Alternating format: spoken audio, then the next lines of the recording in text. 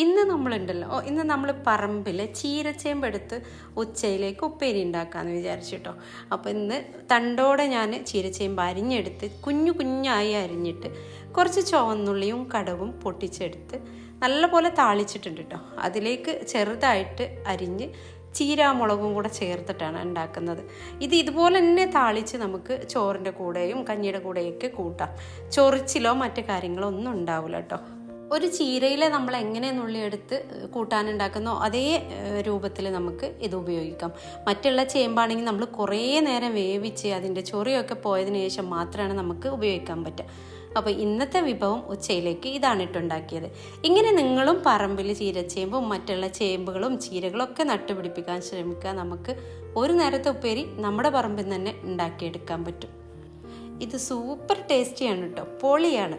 ചോറിലേക്ക് ഇത് മാത്രം മതി.